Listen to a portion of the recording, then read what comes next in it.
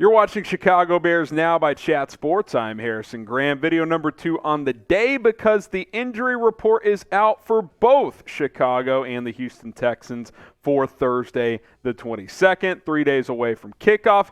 And there's some new additions on the Bears injury report. Not great. Let's get to the injury report for today. Velus Jones Jr. still dealing with the hamstring, but elevated from a did not practice yesterday to limited today. Last week it was limited on Wednesday, did not practice Thursday, so we'll see how he responds and see if he can practice on Friday.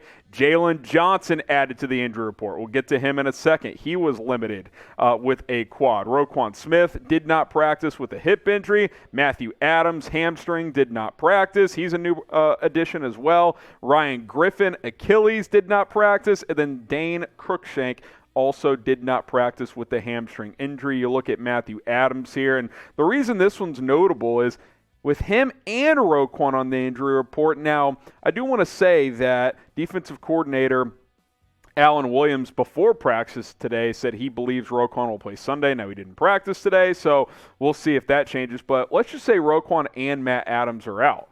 You're talking Nick Morrow and Jack Sanborn as your two linebackers probably. Not great, so we'll keep an eye on this moving forward. Jaylon Johnson, not super concerned. He was in the limited category, but a new addition to the injury report. That means he probably tweaked something yesterday or maybe early today. Who knows? He has been locked down so far this year. It is critical that the Bears have Jaylon Johnson out there and playing. You can't afford to lose this guy right now, for a couple of reasons. Number one, he's playing really well. Number two, Kyler Gordon, Kindle, Vildor are not playing well. You lose Jaylon Johnson and you got to go with Kindle, Vildor, Kyler Gordon, and then maybe Jaylon Jones. That's not great. You need Jaylon Johnson to play on Sunday, and quite frankly, you need them all 17 games. If you hate injuries, spam H in the comments. I want to see hundreds of H's down there. It doesn't matter if it's your team or not. No one likes to see injuries in the National Football League. So type H if you cannot stand injuries. All right, let's take a look at the Texans injury report. Davis Mills, thumb injury. He's still a full participant. He's good to go. Blake Cashman, Camus Grugier-Hill, they were elevated to full participants. They should be good to go. Malik Collins elevated to a limited participant with a knee injury. Austin Deculus, a new member on the injury report. He was limited with an ankle. Brevin Jordan also has an ankle. He still remains in the did not participate category. Isaac Yiadom didn't practice. Neither did Jerry Hughes or Kurt Henish. Henish, a new member on the practice or injury report as well. So 9 players on the injury report for the Houston Texans. Week 3, going to be here quick. Bears 2.5-point favorites at home. Over-under set at 40 points. Big game for both these teams. For the Texans to keep pace in a bad AFC South, they're 0-1-1. And then for the Bears to get back into the winning category at 2-1. Obviously for Chicago, got to find a way to win this one if you want to, make the playoffs this year, which obviously is a semi-long shot, but beating the Texans will help you do just that. All right, predict the score. Bears, Texans, who you got in this matchup on Sunday afternoon? Let us know in the comments who's going to win and what the final score is going to be. If you want my full preview of Bears versus Texans, all you got to do is subscribe to the channel. Go to the videos tab and you'll find our preview. Matt Eberflus, Lovie Smith should be a fun one as Lovie Smith returns to Chicago. I got my score prediction in there as well, so go check it out. Go check out our video from earlier today as well. These are the 2 thumbnails for the video, so if you click on those, that is what you can look for. A lot of trade rumors on our show earlier today, getting some good audience there, so if you want to go check that out, support the channel. Hit that subscribe button. It is free, and go check out all of our videos on the channel. All right, let's talk about the offense and Luke Getsy as he spoke to reporters today and, defended his play call on 4th and goal inside the 1. I disagree with it, but he made some points that I thought were interesting. He also talked about the offense as a whole. We'll get to some, overarching offensive stuff in a second, but I want to talk about his thoughts on the 4th and goal play in general. He said, look, we loved that play. We didn't execute it properly. For whatever reason, we kind of saw something. We were seeing a little ghosts up front a little bit. They were able to get penetration where we should have had 2 linemen on 1 to stop that penetration, which kind of got Lucas off a bit instead of cleaning that gap. Had a couple of other X and O's things to explain that. So here's kind of my thought.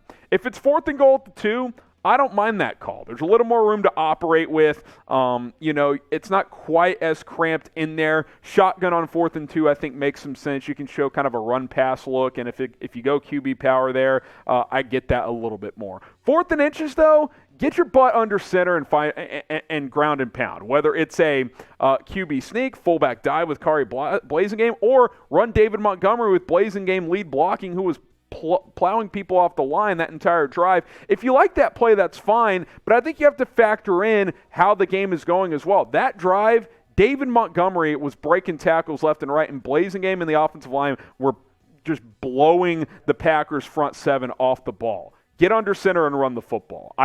In that situation, that's what I would have liked to see. He can explain it how he wants, and I'm glad they're confident in the play call. That's good. They should be, but I still think in that specific situation, I would not have run that play. Now, Luke Getsy and the offense as a whole, because, of course, he was asked about, why did you only throw it 11 times, yada, yada, yada. He said, we only had 42 plays, called 19 or 20 passes, so that was pretty spot on how we wanted to play that game. I know it's the NFL. Everybody's throwing it 30 or 40 times a game, but we only had 42 snaps. I think it was actually 41. So either way, usually you're getting, between 60 and 80 plays, depending on the type of game. The Bears got 41, 42. And part of that was the Bears couldn't stop the run. So the Packers offense stayed on the field. It's not like the Packers were getting these, 2-minute drives where they're just throwing 30-yard darts and scoring quickly. They were getting 6 yards, 8 yards, 7 yards, and just going down the field, chewing clock with their running backs, Aaron Jones and A.J. Dillon. So obviously that limited how often the Bears had the football. But I still think there were some opportunities in there when they did have the ball. They could have done things differently. We got to remember, these players trust these coaches. We've seen this team play twice this year with this new regime. It's very, very early. I don't think we should be panicking at this point in time. Again, I'll continue to say it. Bears are 1-1. They beat the Niners, lost to the Packers. I think this weekend is a good opportunity to see where they're at, because I don't think it'll be as funky of a game. The way that game played out was just weird. 42 plays on offense in a game in the NFL, that's very rare these days. Do you have faith in Luke Getsy still? Type Y for yes, type N for no. I still do. I like a lot of the stuff he does schematically. I like this system. I think it can fit Justin Fields. Let's just give it more time and reassess after these next 2 games. All right, one more little rumor to get to, and then we will sign off. Michael Schofield, could the Bears trade him? Bleacher Report proposing sending Schofield to Cincinnati. Here was the trade idea from Bleacher Report. Bears receive a 6th-round pick. Bengals receive Michael Schofield because despite revamping that offensive line, it still has not performed at a very high level. Obviously, Schofield serving as a backup right now in Chicago. Come on. I'd do this in a heartbeat. Michael Schofield was a free agent 10 days ago. Of course I would trade him if you could get a 6th-round pick. He's not starting for you. Doesn't mean that he does not have value. And by the way, hopefully Lucas Patrick is starting at center this week, but this is what the offensive line has looked like. Guys, they cut Schofield at cutdown day. They brought him back because they had to put Leatherwood on the NFI list, but he was a free agent for a reason 10 days ago. Now, maybe he got word from the Bears like, hey, stick around. We'll probably bring you back. But, if the Bengals really wanted him, they could have just signed him. So if you could get a 6th, even a 7th-round pick for a guy that was a free agent sitting on his couch a week, 10 days ago, I would absolutely do that if I was the Chicago Bears. So don't think it's that likely, but thought I would mention that. All right, appreciate you guys getting to the end of the video. If you're a real one, type FGB for making it to the end of the show. And also subscribe to the channel. We'll have a video or 2 between now and game day on Sunday. Bear down. Let's go. Let's beat the Texans. We'll see you soon here on Bears Now.